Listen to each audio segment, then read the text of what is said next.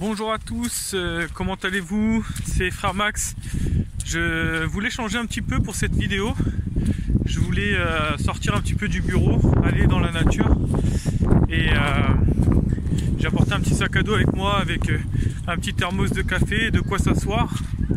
Et puis je vous dis à tout de suite. Je vais tout préparer.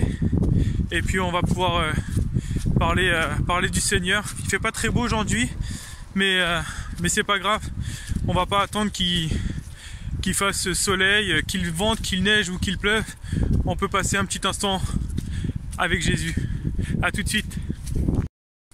Me revoilà les amis, ça y est, nous sommes du coup dans la forêt, pas très loin de chez moi, parce que j'adore ça. J'adore marcher en forêt, j'adore faire des randonnées. Ça a toujours été un plaisir pour moi de pouvoir contempler la nature dans laquelle nous sommes, dans laquelle Dieu nous a créés. Et Dieu a créé cette nature-là, donc il faut savoir aussi la contempler et se poser quelques instants de temps en temps dans cette belle nature, dans cette belle forêt. Alors si vous entendez la pluie, c'est parce qu'il pleut un petit peu, donc je ne sais pas ce que ça va donner au niveau du son. En tout cas voilà, moi je suis content d'être avec vous aujourd'hui pour le message du Seigneur de cette semaine. Alors le message que je voulais vous partager, c'est l'espoir. L'espoir. En fait, quand j'ai pensé à ce message de l'espoir, j'ai pensé tout de suite à l'histoire d'Abraham. L'histoire d'Abraham avec Sarah, je ne sais pas si vous la connaissez, mais en fait Abraham et Sarah n'avaient jamais eu d'enfant et en désiraient d'en avoir un. Et un jour, des anges apparus voir Sarah pour lui dire qu'elle, l'année d'après, l'année qui suivrait, elle enfanterait d'un enfant. Et Sarah n'y croyait pas parce qu'elle était très âgée et Abraham aussi était très âgé. Et donc ils avaient plus l'âge en fait de pouvoir concevoir un enfant. Mais rien n'est impossible à Dieu. Et en fait Abraham, il croyait. Il était vraiment un fervent serviteur de Dieu. Et l'année d'après, il eut l'enfant que Dieu lui avait promis. Voilà, c'est vraiment l'espoir. C'est cette histoire-là, quand j'ai pensé à l'espoir comme message, c'est cette histoire-là qui m'a inspiré. J'ai eu aussi le message du pasteur Johan Kankebeni de notre église. Je vais vous mettre son Instagram là, dans la vidéo. Comme ça, vous pourrez aller le suivre.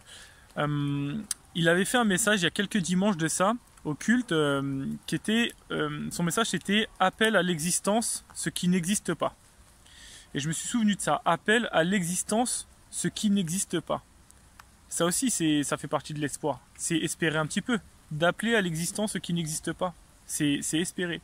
Du coup, j'ai été dans ma Bible voir, et ça m'a rappelé le verset donc dans Romains 4, où il y a écrit Romains 4, verset 17.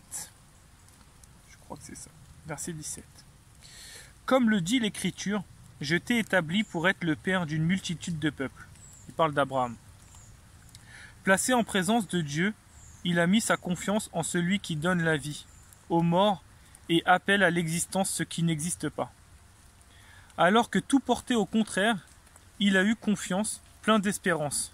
Ainsi, il est devenu le père d'une multitude de peuples, conformément à ce que Dieu lui avait dit. Tes descendants seront nombreux.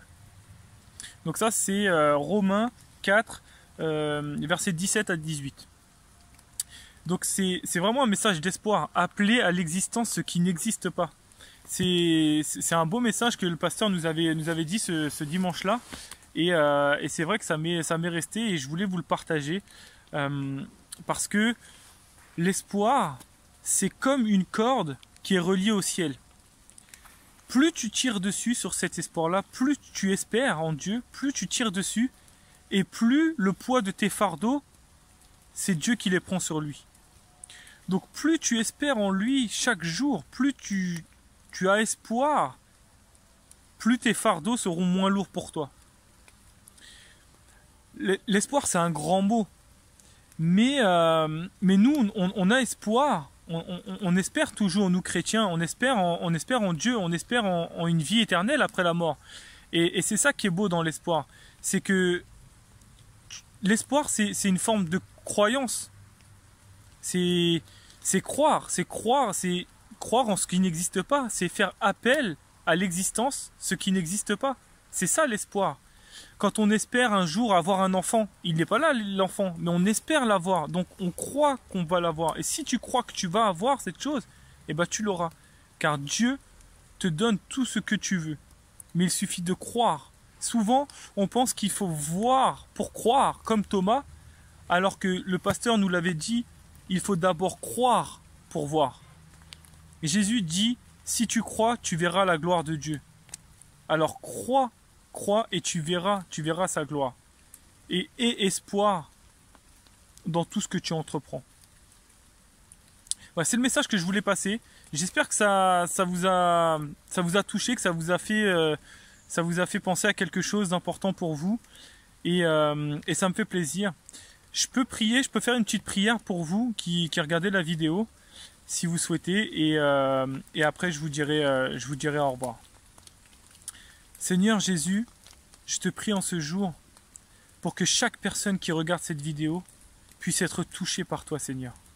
Pour qu'ils puissent appeler à l'existence ce qui n'existe pas dans leur vie.